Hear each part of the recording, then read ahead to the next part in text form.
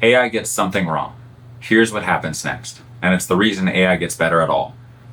Every neural network goes through a loop. Make a prediction, check if it was right, then fix what was wrong. Backpropagation is the fix what was wrong part, and the name is actually a literal description of what happens. Here's how it works. First, data moves forward through the network. Input, hidden layers, output. The network spits out a prediction.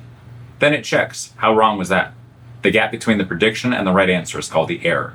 Now, and this is the key part, that error signal travels backwards through the network.